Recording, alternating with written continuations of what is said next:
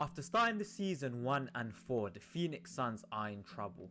Losses to the Clippers, Nuggets, Jazz, and most recently the Grizzlies have hurt the Suns with a ton of mistakes visible in the first 5 games. There are a lot of problems already, and whilst the majority of the fan base did not expect a strong run this season, some of the mistakes that are happening should be easily avoided.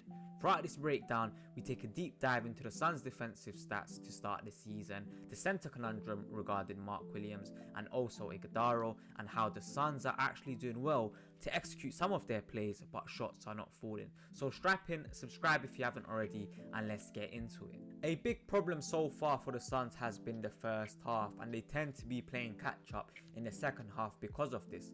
I mean, even in their only win versus the Sacramento Kings, they gave up 71 points in the half. Against the Clippers, they allowed James Harden to get hot, getting 28 points at half time and giving up 72 to them. The Nuggets, a similar story where they gave up 71 points. Now, you can argue obviously Clippers and Nuggets are contenders while the Suns at best are a playing team.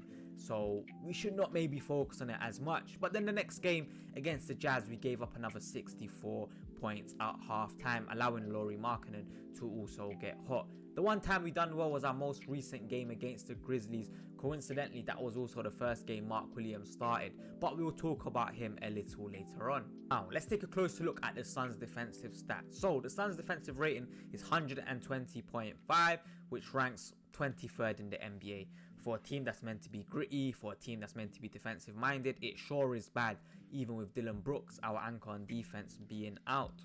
Onto defensive rebounding, we are averaging 28.6 boards per game.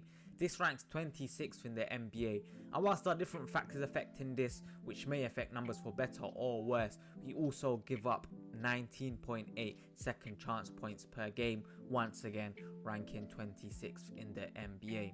Another example of poor defense from both players and schemes is the opponent's points in the paint, which comes in at 54.8 per game, ranking 21st in the league. There are multiple reasons for this, but one of the reasons is because we like using 3 guard lineups.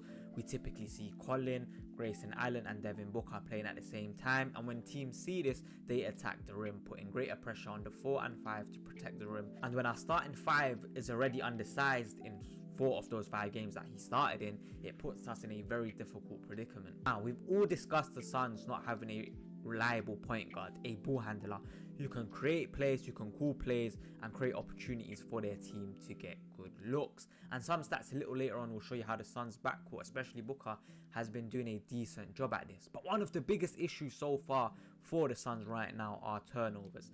They average 17.8 turnovers per game, which ranks 26th, and as a result, they've given up 27.4 points of it, which ranks dead last by 4 points.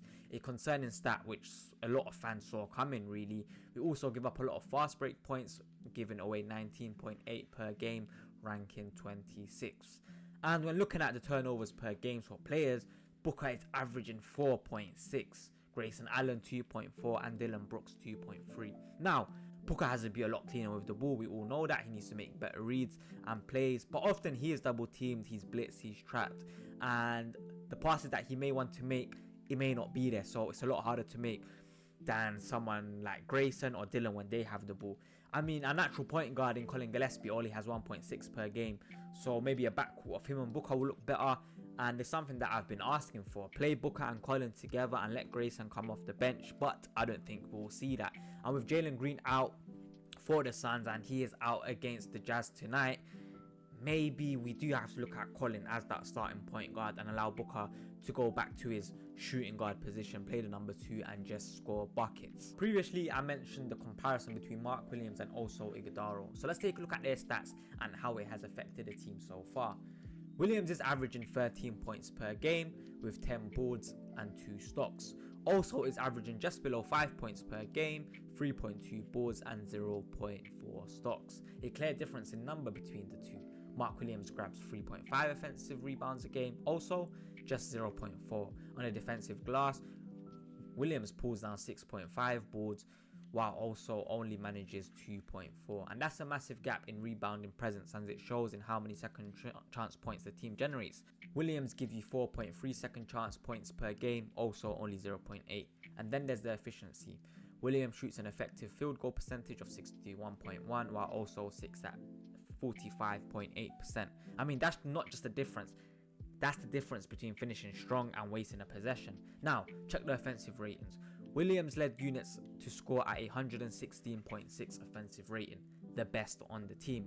Also, 93.8. That's the second worst on the roster. Defensively, they are close when it comes to their defensive rating. 112.3 for Mark Williams, 113.8 for also Ighodaro. But when you look at the net rating, the gap explodes. A plus 4.3 for Williams versus a minus 20 for Oso.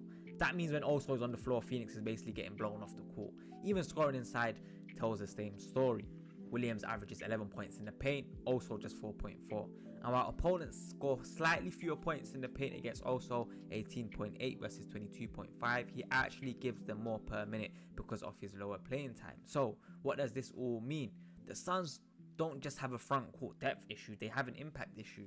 And when their backup bigs can't rebound, finish, or anchor the offense, it puts even more pressure on guys like Booker to carry every position. Williams has been in the league for a couple more years than also Ighodaro, and he's an outright 5. Also is 6'10", a little bit undersized for a big. I can see him playing at the 4 if we run 2 bigs, which I think will be better for him and the team. He's a smart player. He can bring the ball up, and his passing and reads make him such a unique player to invest in. No doubt, I like Oso. And the Suns must develop him well because we don't have much control over our picks for the next few years. So a talent like him with big upside is worth investing and experimenting with. I really hope the Suns do figure it out with him and we see more double big lineups. On to the Suns 3-point shooting, and some of the stats will surprise you for better and for worse. I mean, Phoenix takes 45 threes a game. They make about 15.8 a game. I mean, that's a 35% field goal hit. It's not terrible, but it's also not elite either. But let me tell you the interesting bit. The Suns actually generate a ton of wide open looks, almost 27 of them per game. I mean, the second most in the entire league, just behind Portland. And yet, they're only hitting 28.6% of those.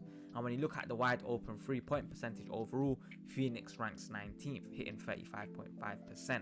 So, if you think about it, they're creating the right shots, wide open shots, clean rhythm looks, but they're just not falling. And if you're taking that many threes and missing the easy ones, it is going to be tough and you are just going to be wasting possessions. And until the Suns start knocking down those wide open threes, all that good movement that we can see, all that gravity that Book can generate, it kind of is pointless. Obviously we are missing Brooks and Green, which could help the numbers, but this current team must be doing better. I also think there are more issues with the Suns. I feel like the players that are getting minutes, Isaiah Livers, Nigel Hayes-Davies, I think in these 2-3 games that I've seen from them, it's enough. I think give the rookies a chance, give Haman Maluak a chance, give Rasheer Fleming a chance. I mean, we've seen a bit of them in the pre-season, but you have to give them chances, especially for a team that's not contending like the Suns. Why don't we invest in our rookies? Give them playing time, give them minutes, and let's see what they can do.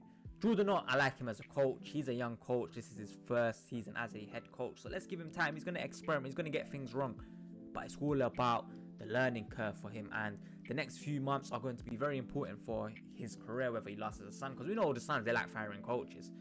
We've constantly fired coaches, especially in the Matt Ishbia era. So it's going to take time for him to develop, but I really do think he's a good coach, and I hope that over the next few months he can start figuring stuff out, because the Phoenix, for me, I put them at a 40 win rate at the start of the season, maybe 40-41 win rate.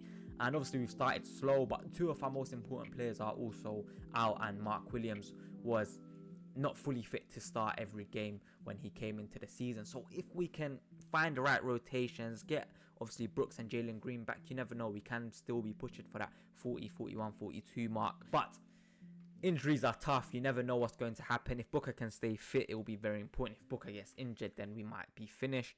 So it all depends on injuries when players are back. If you can make trades come January, if you can invest in another scorer. But obviously, make sure to comment down below your guys' thoughts. I mean, if you're a Suns fan, if you're an NBA fan in general, make sure to comment down your thoughts below. Please make sure to hit that like button, subscribe, and I'll see you guys in the next video. Hopefully, the Suns can beat the Jazz tonight, but we'll see what happens. Take care. Peace.